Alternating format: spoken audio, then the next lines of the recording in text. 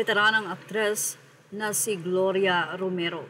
Hindi maikakaila na isa si Gloria Romero sa magandang ehemplo na mayroong magandang pinatunayan sa showbiz industry. Simula ng kanyang pag-uumpisa sa kanyang career hanggang sa kahuli-hulihan ng kanyang buhay ay walang naging issue kay Gloria. Nanatiling sikat ang veteranang aktres. Sumakabilang buhay na nga ang Queen of Philippine Cinema na si Miss Gloria Romero sa edad na 91.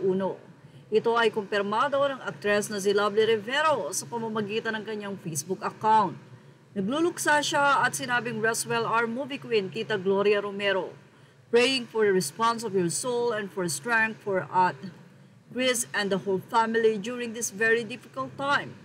Sinundan pa ito ng post ni Schwier Valdez to the most beautiful woman who walked this world for me.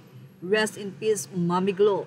Si Gloria Romero o Gloria Ann Borrego Gala sa tunay na buhay ay ipinanganak noong December 16, 1933 sa Denver, Colorado, USA. Ilan sa mga nagawa niyang pelikula ay Alaalang Banal noong 1958, Ikaw ang Aking Buhay noong 1959, Iginuhit ng Tadhana 1965. Hindi rin malilimutan ang kanyang pagganap sa sitcom na paribahasa lalaki bilang si Tita Minerva Chavez. Ang kanyang labi ay makikita sa Gloria sa Arlington Memorial Chapel sa Araneta, Quezon City. At ang public viewing ay mangyayari sa January 27 at 28, alas 9 ng umaga hanggang alauna ng...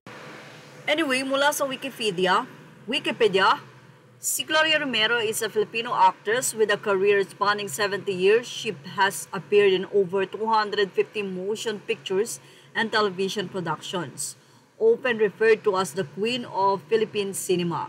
She was known for his sophisticated screen persona and restrained acting style.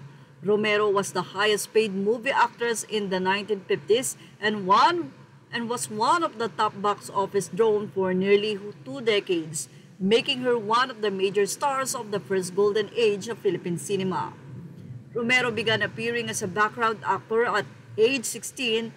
After a series of minor film roles, she launched a career with a secondary role in Madame X, who he first famous award for Best Actress for playing a wacky tobacco-smoking maiden in Dalagang Ilocana.